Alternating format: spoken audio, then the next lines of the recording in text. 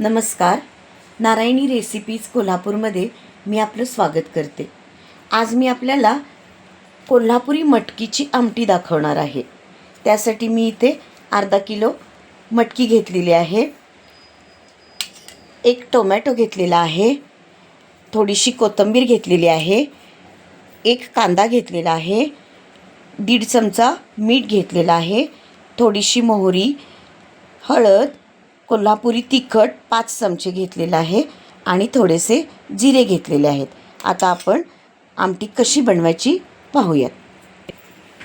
सगळ्यात प्रथम आपण ही मटकी भाजून घेणार आहोत.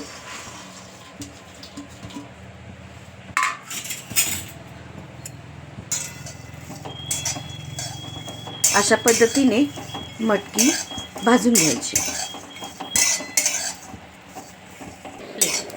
आता ही मटकी मी 5 ते 10 मिनटं मीडियम गॅसवर भाजून घेतलेली आहे.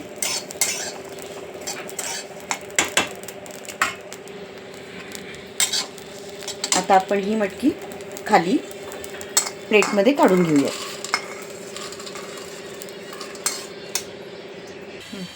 आता एक मीडियम साईजचं पातेलं घेऊन आपण गॅस पुन्हा चालू करूया.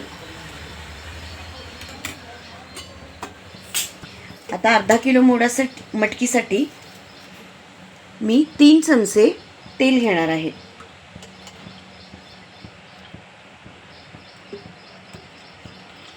तेल तुम्ही तुमच्या आवडीनुसार वापरू शकता.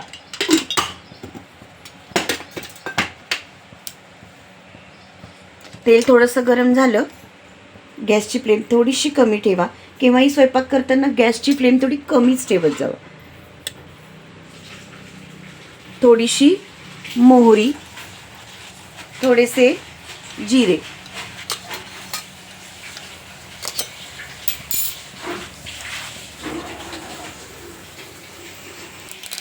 जिरे मोहरी तडतडली की त्याच्यामध्ये मी कांदा घालून घेणार आहे.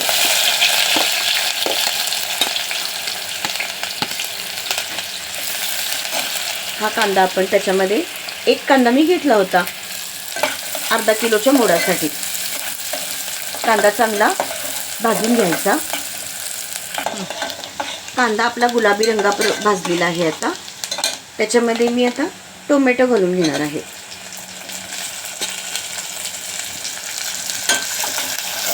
कांदा भाजल्यानंतरच टोमॅटो घालायचा.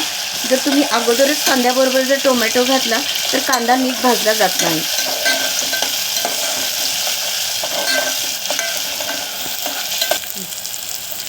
आता कांदा टोमॅटो आपला चांगला भाजलेला आहे. आता हे याच्यामध्ये मी 1.5 चमचा मीठ घेतलं होतं ते घालून घेते.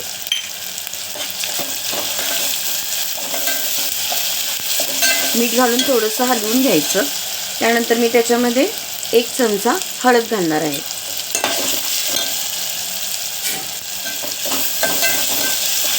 हळद घालून पुन्हा थोडंसं हलवून घ्यायचं. आता मी त्याच्यामध्ये हे कोल्हापुरी 5 चमचे तिखट घेतलं होतं ते मी याच्यामध्ये ॲड करणार आहे. तिखट घालून पुन्हा चांगलं परतून घ्यायचं आणि मग ह्याच्यामध्ये आपण भाजून घेतलेली मटकी घालायची.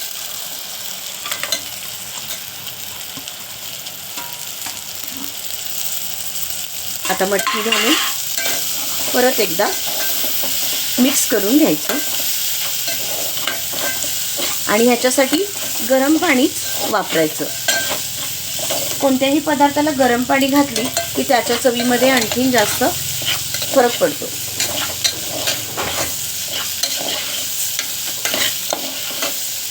आता मी चांगली हलवून घेतलेली आहे. आता मी ह्याच्यामध्ये कोथिंबीर घालणार आहे. मी याच्यासाठी दुसऱ्या गॅसवर पाणी गरम करायला ठेवलं होतं. ते पाणी मी आता याच्यामध्ये तुम्ही पाहू शकता. त्याच्यामध्ये मी आता हे पाणी घालत आहे.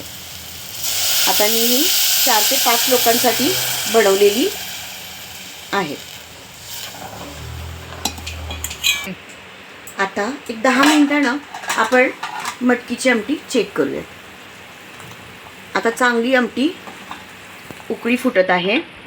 अजून एक 10 मिनटं झाकून ठेवूया. आता पुन्हा 10 मिनिटांना मी ही आमटी चेक करते. आता आपली आमटी खाण्यासाठी एकदम तयार आहे. नॉनव्हेज न खाणाऱ्या लोकांसाठी हा बेस्ट ऑप्शन आहे. मोडाची आमटी खायला खूप छान लागते. ही झाली माझी कोल्हापूरची झणझणीत मटकीची आमटी. माझ्या चॅनलला आता ही आपली मटकीची आमटी खाण्यासाठी एकदम तयार आहे. माझे चॅनल नारायणी रेसिपीज कोल्हापूर. तुम्हाला माझी रेसिपी आवडली असली तर माझ्या चॅनलला लाईक करा, शेअर करा आणि सबस्क्राईब करा.